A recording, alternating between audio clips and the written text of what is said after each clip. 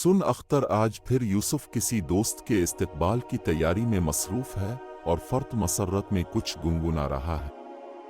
अचानक नाजिया की कदरे करख्त और नाराजगी भरी आवाज ने सुआर और ताल का माहौल खराब कर दिया। यूसुफ चौंक उठता है, देखता है तो नाजिया अपने कपड़े समेट रही है।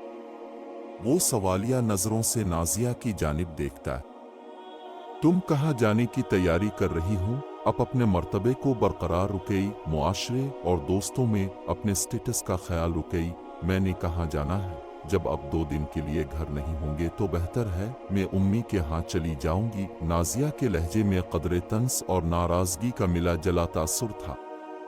यूसुफ अपनी सफाई में वही पुराना मुकालमा बोलने को मनाया, लेकिन नाजिया सुनी करते हुए कमरे से निकल गई।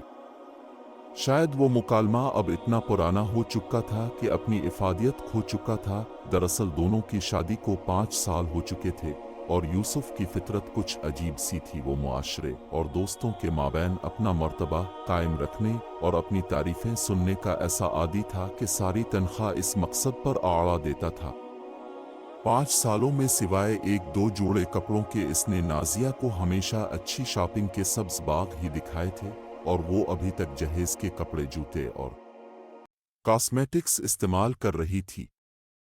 हर माह यूसुफ नाजिया से ब्रांडेड मसनूआत की शॉपिंग का वादा करता, मगर ऐन वक्त पर कोई ऐसी पार्टी आ जाती कि नाजिया के साथ किया गया वादा वफा ना हो पाता। आज भी कुछ ऐसी ही सूरत हाल पेश आई थी। उनका पड़ोसी जोड़ा फैसल और उसकी बीवी शगुफ्ता उनसे कम आमदन के बावजूद खुशहाल जिंदगी गुजार रहे थे।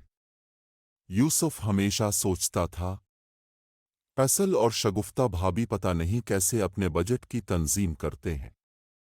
आमदन में वो हमसे कम है।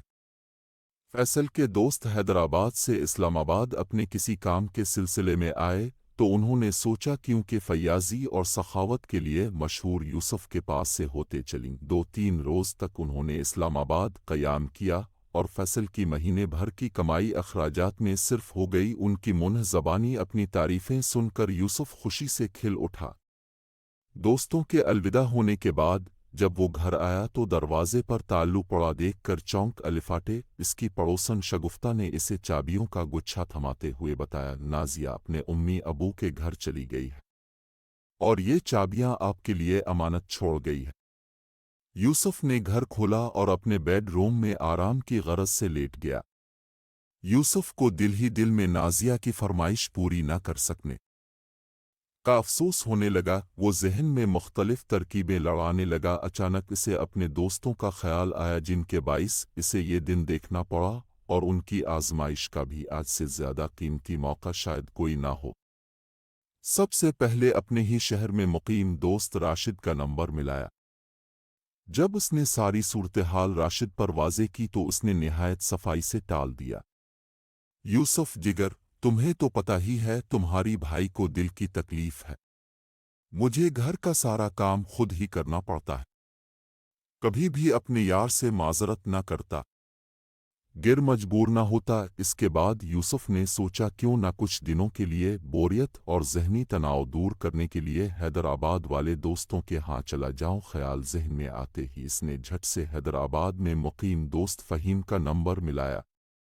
रस्मी सलाम दुआ के बाद जब यूसुफ ने अपना मुद्दा बयान किया तो फ़हीम ने लैत विलल से काम लेते हुए बताया, कल ही मेरे घर नन्हे मुन्ने से मेहमान की आमद हुई है और तुम्हारी भाभी हस्पताल में है। खुशी का मौका भी है और मसरूफियत भी ज़्यादा है, वरना तो मैं खुद बहुत मुश्ताक हूँ तुम्हारी मेहमान नवाजी के लिए।